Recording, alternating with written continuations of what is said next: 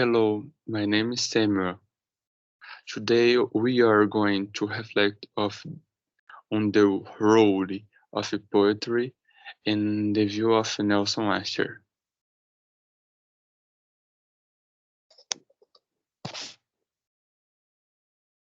This is the summary. Initially, we will talk a little about the author Nelson Ascher. Next, we will talk about the function of poetry and its power to transcend time.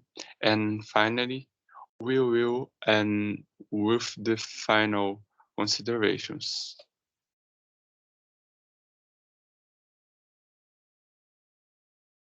Nelson Ascher, born in São Paulo on January 1st, 1958, better known simply as Nelson Ascher, is a poet, editor, poetry translator, literary and film critic.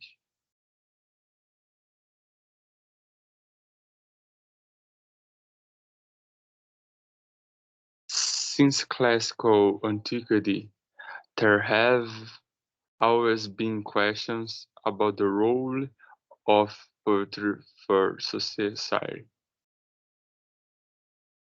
Philosophers such as Plato and Aristotle, as well as various critical literary theorists of the centuries, have theorized with this, but never achieved unanimity.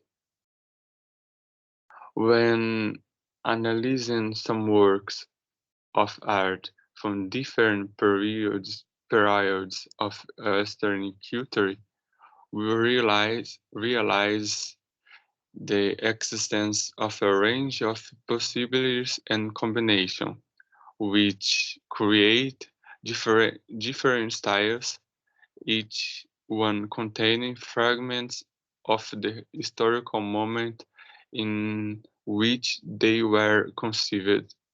That's the same happens with poetry.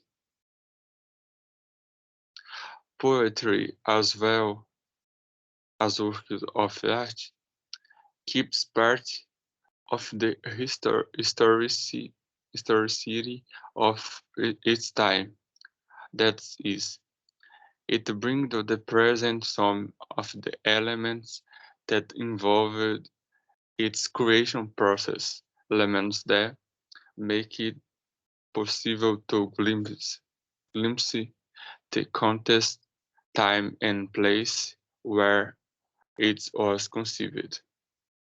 Just as a museum has several works that illustrate the different moments of human history through sculptures, paint, etc., existing in the period of this conception, which are included between the lines. Poetry gives the reader the ability to manipulate time, so that a poem from 16th century, for example, even after many centuries from its conception, continues to dialogue with, with its readers until the present day, providing an inexhaustible source of new experience and interpretations. There are numerous definitions of what poetry or be and of its social uses. But what is poetry really? An undeniable fact is that poetry cannot be reduced to a single concept. Questioning it results in new question, because after all, this is its real objective. Poetry is an inexhaustible source of questions and reflections about the world and the individual himself. That's it. Until next time.